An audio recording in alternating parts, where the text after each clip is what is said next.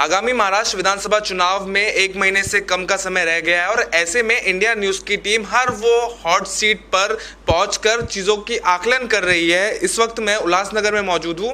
उल्लासनगर भी एक hot seat माना जा रहा है जहां कैलानी वर्सेस एलानी जो है बीते कई सालों से जो है देखने मिला है और ऐसे में जहां पप्पू कलानी वर्सेस कुमार एलानी कई सालों से लोगों ने देखा है, ऐसे में अब बाजी संभाली है ओमी कलानी ने, जो इस वक्त मेरे साथ मौजूद है। ओमी कलानी जी, तुतारी से आप इस बार चुनाव लड़ने जा रहे हैं एनसीपी राष्ट्रवादी शरद पवार जी की पार्टी से और सीधा टक्कर आपका कुमार एलानी जी के साथ है।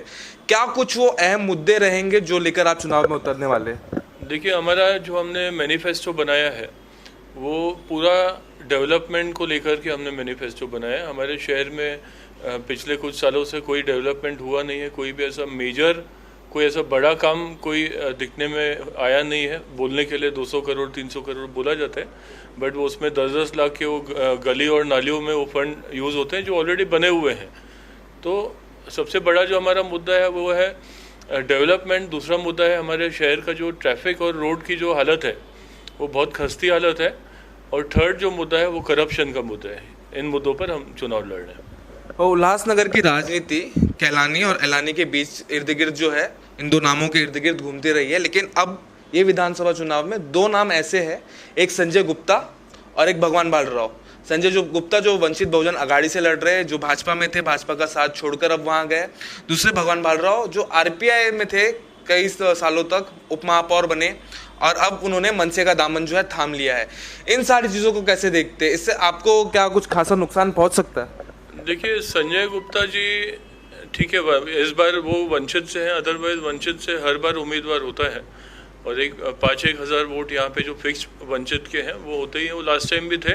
इवन भगवान बालाराव जी ने भी लास्ट टाइम आरपीआई की तरफ से उम्मीदवारी की थी और उनके भी लगभग उतने ही वोट फिक्स्ड है।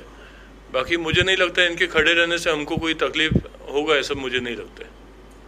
कुमार एलानी जी को लेकर जो बात चल रही थी भाजपा में, उन्हें टिकट नहीं मिल सकता है, नया चेहरे की तलाश है, लेकिन आखिरकार बीजेपी ने उन्हें ही जो है उम्मीदवार घोषित किया और ऐसे में एक सीधी टक्कर तो आपकी उनके साथ है कहीं ना कहीं, क्योंकि वो राष्ट्रीय पार्टी से आते हैं और आप भी महायुति वर्सेस महाविकास अघाड़ी जो पूरा राज्य देख रहा है वो चीज़ उल्लासनगर में भी हो रही है। और ऐसे में आपको यूथ आइकॉन भी कहा जाता है। अनएम्प्लॉयमेंट जो यूथ का भी सबसे बड़ा मुद्दा रहा है, अनएम्प्लॉयमेंट, उसके अलावा बाकी वो सारी चीज़ें, उन्हें आप कैसे जनता के बीच ले जाएंगे?